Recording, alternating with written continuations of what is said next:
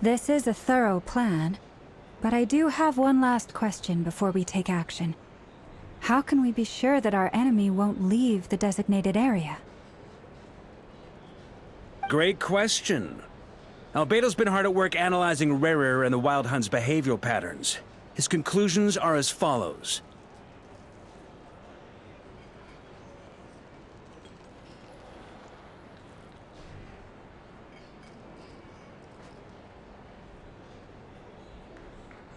Firstly, from the earliest known confrontation until now, Rarer has never displayed any ability to manipulate the dimension of space.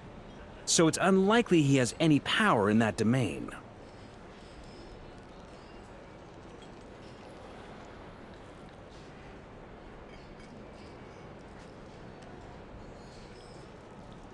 Secondly, he seems to have a particularly strong vendetta against our group. If we put him in a fight-or-flight situation, he'll choose to fight every time.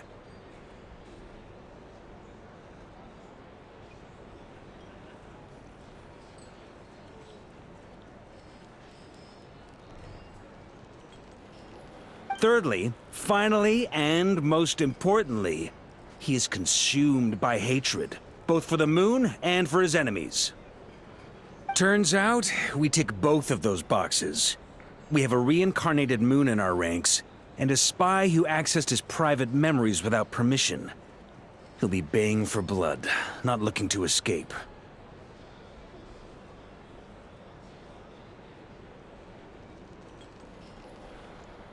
As someone who's had their fair share of interactions with the Wild Hunt, those all seem like valid observations to me.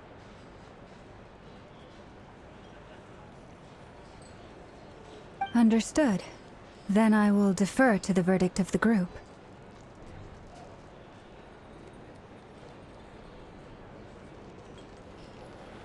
Well, everyone, that's the plan in full detail. Альбедо and Durin are carrying out their part as we speak. Plan approved. Scheduling.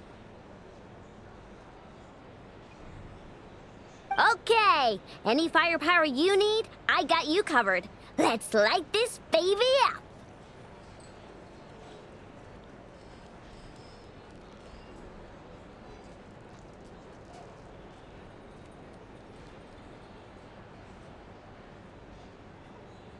The Frost Moon Scions are behind you as well. And the rest of you?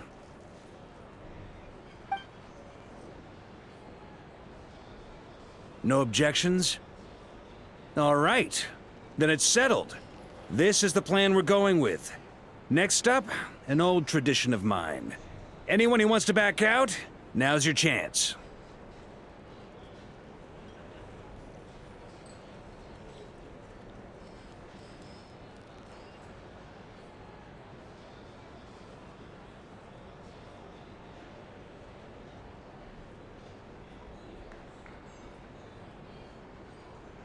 Wait, we can still back out of this?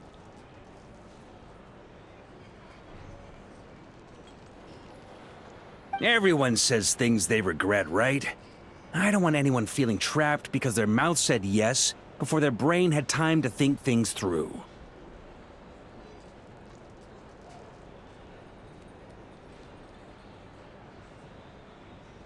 A very people-first approach. I hear that's common practice in the Knights of Favonius.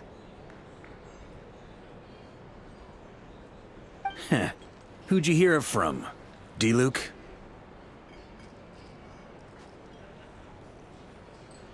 Shh.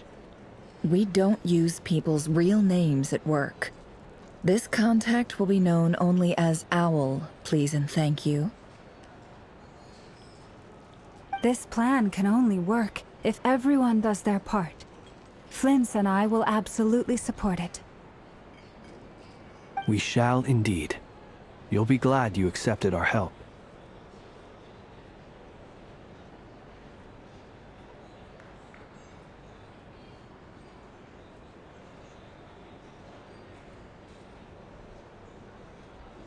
Also, you are the last person I expected to see here, Miss Dori.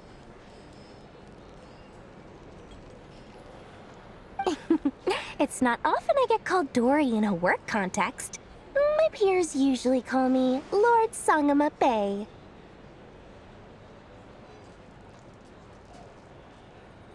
So, the longer your name, the higher your net worth. Is that the idea here?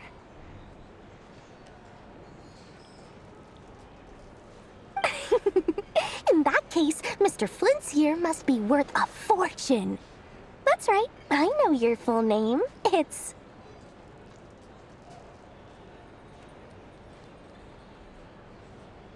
The walls are thin here. I'd appreciate you keeping that a secret. Okay, fine. Ugh, I'm actually only here as a favor for someone else. Do you have any idea how much it would cost to hire me otherwise? Oh! Does this mean someone out there actually has the power to boss Dory around?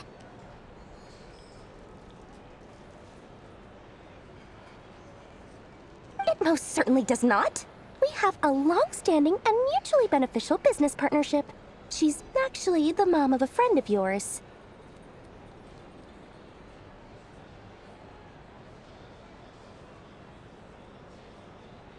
Said mom supplied me with a great little trinket, but now that lady's ruined everything. If I don't start building a little goodwill now, my whole business in Nodcry is gonna go down the drain!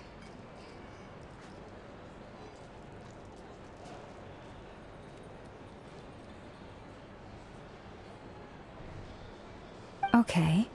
So what exactly is so special about this pendant?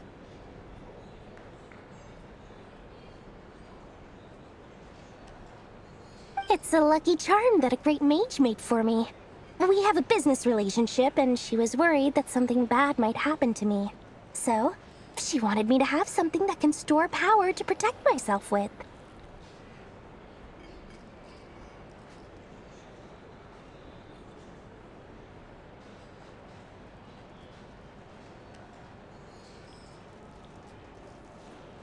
I finally got it all fully charged up with Kuvaki, and then never went and used it all up at once! Never lost so big in my life! You're right. It was all my fault. I didn't mean to drain all the Kuvaki in the pendant, but I'll make it up to you.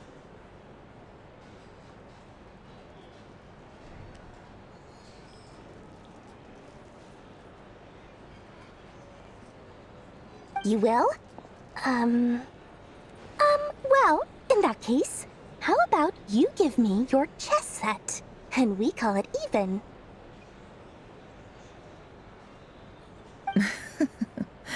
I knew you'd say that. Well, it's yours if you want it. In fact, take it now, and I'll even throw in a free Raker of Solnari. Deal?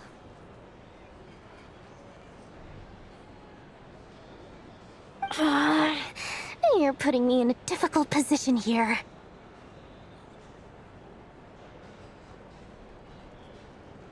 It's a very useful thing to have around, but I have a funny feeling it won't be around much longer. I guess we'll see in a couple of days.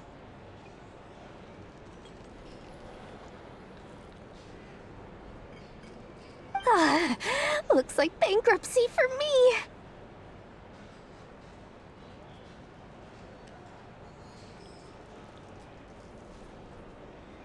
Hey, don't be so pessimistic. See this through and you never know. You might find a new business opportunity on the other side.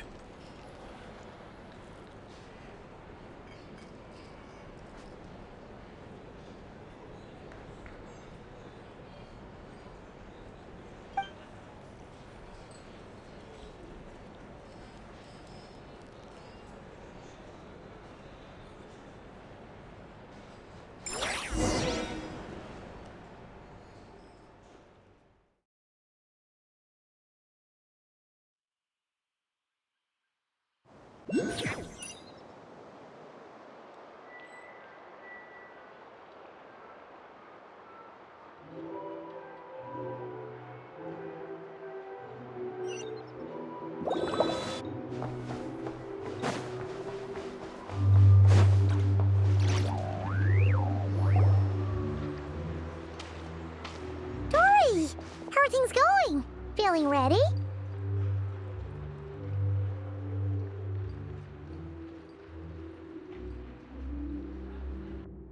Oh, I was born ready. We only have 2 days. You think Lord Sangamabe would let an opportunity like this slip by?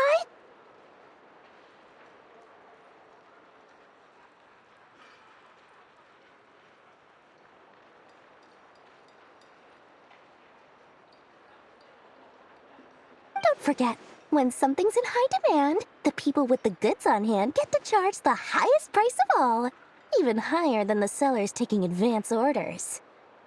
Ta-da! See? It's right here!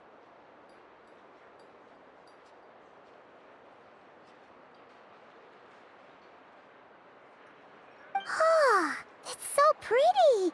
Did you make it? No, I have a supplier. We go way back, so he made me a very attractive offer.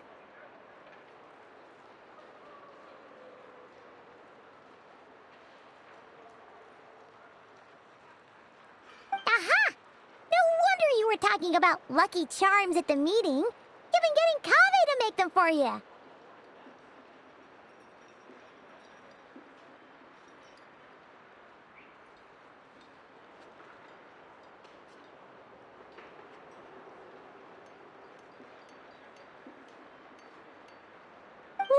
That's not the full story. It actually started a while back as a project between me and the Dendro Archon. Mage Alice once warned me that this world won't stay safe forever. There may come a day when everyone faces a great crisis.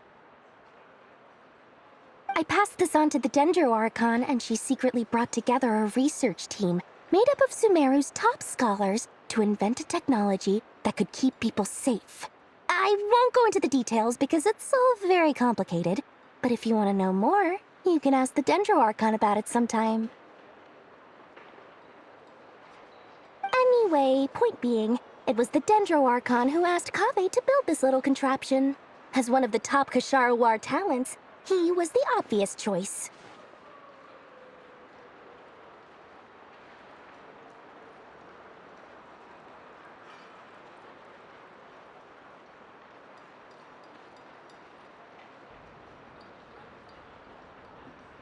Took him long enough. He stressed over it for ages.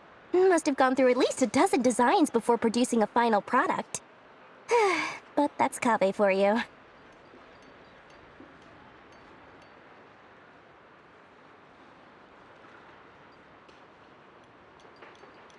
Marak delivered it to me a couple of days ago, along with a letter from Kave. Could I ask why I'm sending this technology to you? And what's your proposed use case? Has it been approved by the relevant authorities? So nosy. My fault for sending him the research permit to begin with. Surely Nahida must have told him you were involved in this project. He was probably just nervous because you're always so secretive about your business.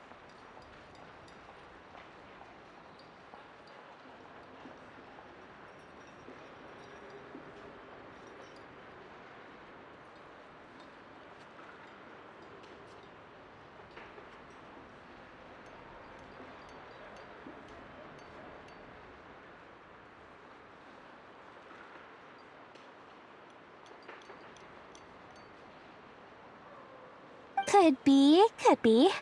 Anyway, I just replied, let's hope there never has to be a use case, because it would involve grave danger.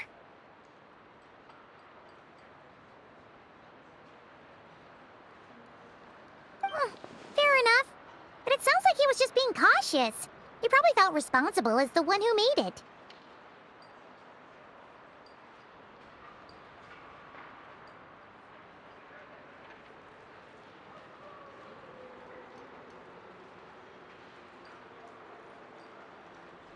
Or maybe he was asking as a favor for his housemate.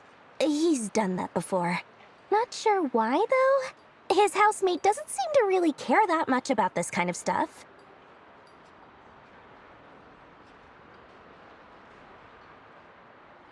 Either way, all's well that ends well.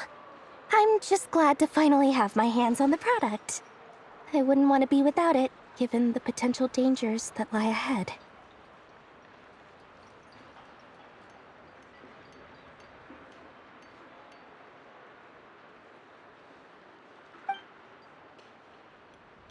Huh? What does that look mean?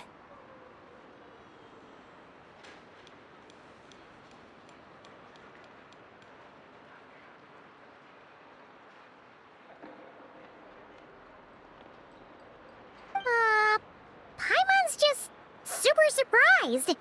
This must be the first time we've ever seen you actually get serious about something.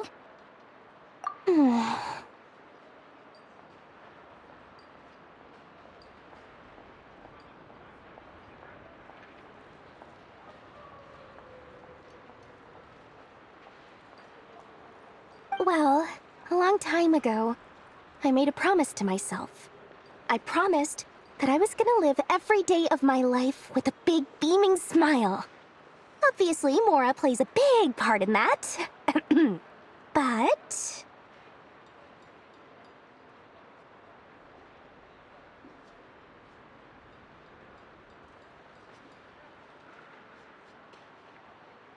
there are always gonna be times in life when you have to give something back. That could mean paying back a debt, returning a favor, or showing some kindness.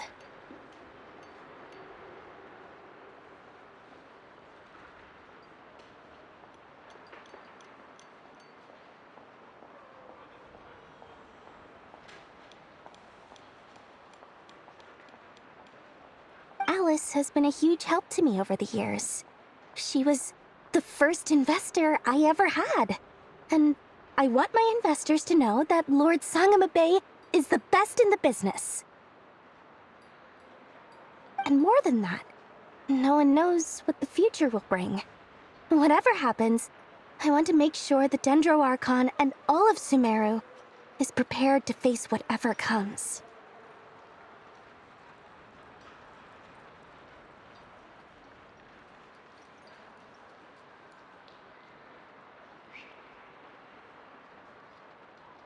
Oh, that?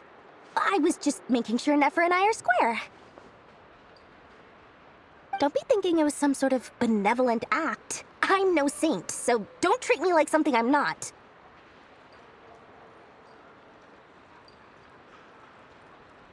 My priority is doing the business that I want to do. So long as my conscience lets me, but it usually does. That's the Lord Sangama Bay business model. All right, if you say so.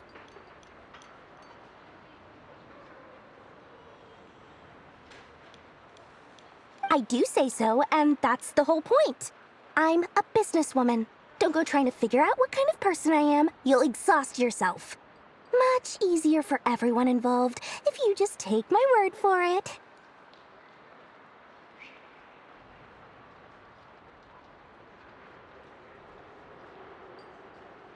Oh, and could you two help me get this stuff where it needs to be? Thanks so much. You're my favorite assistants.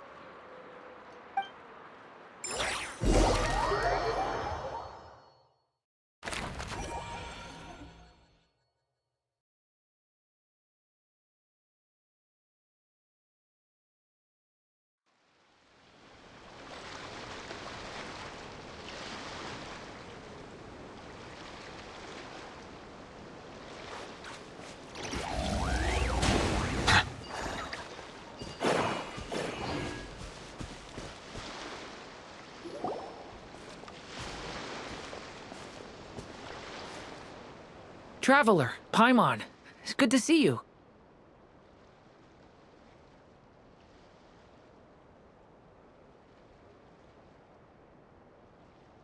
Everything going smoothly over here? Sort of. As you're probably aware, Varka, Durin, and I captured some abyssal creatures from the Wild Hunt.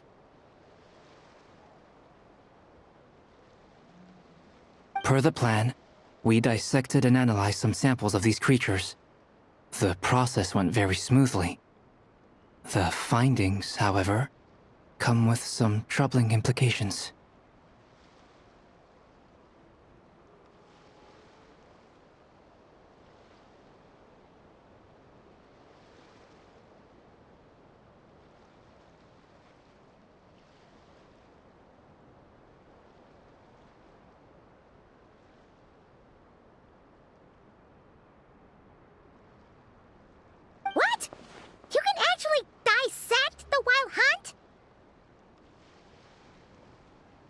That depends on your definition of wild hunt and dissection.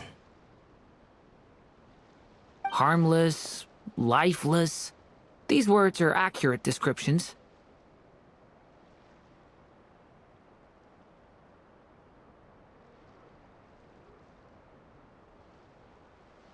The wild hunt is an interesting phenomenon. In and of itself, it doesn't seem to possess anything akin to a human personality. But taken as a collective, the medium through which the wild hunt is summoned does appear to have a soul.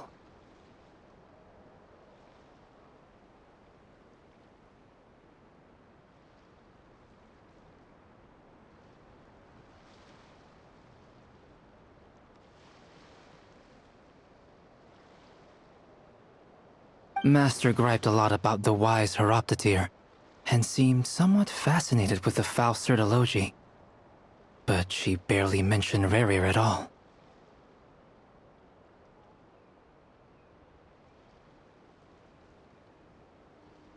I don't think that was because of his lower social standing, though. Anyway, it's a pity. I should like to hear her thoughts on the nature of the life form he has become today.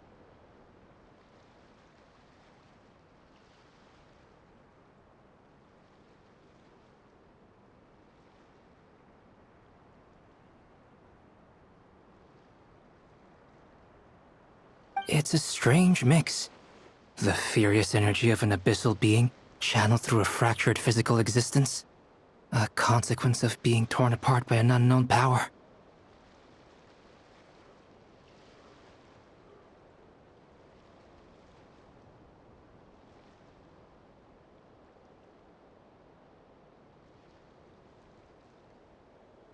Perhaps the only explanation for his survival in this state is that he sacrificed a degree of individuality in exchange for a continued existence.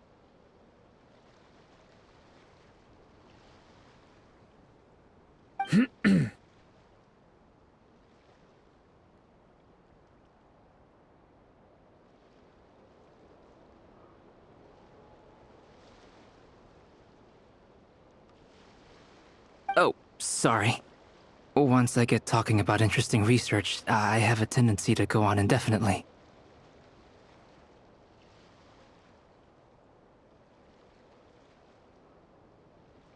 Back to our research findings.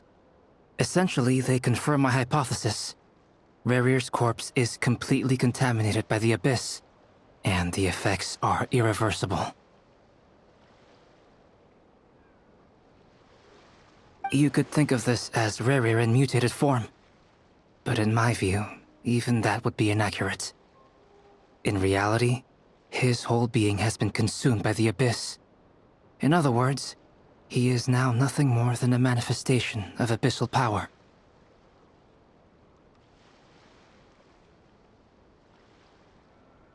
Unfortunately, at present, we have no means of completely eradicating abyssal power. Hence, we cannot fundamentally destroy the Reir of Solnari either.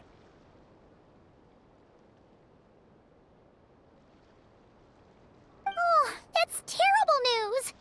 So, that's it? We can't defeat him? Not even if we get the power of the Three Moons?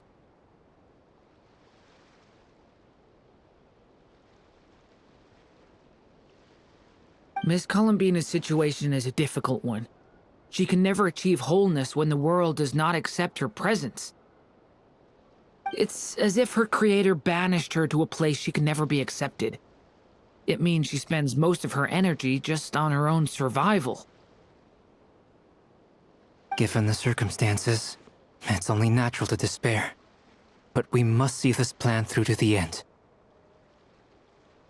Time to kick off the backup plan.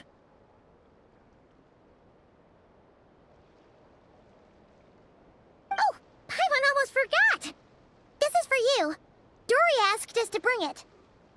Ah, how wonderful. Well, thank you for making the trip. Durin and I will be heading off shortly. I'm sorry I won't be there to protect you in person this time. Please be careful.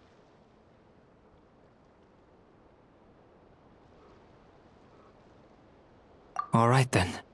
Stay safe.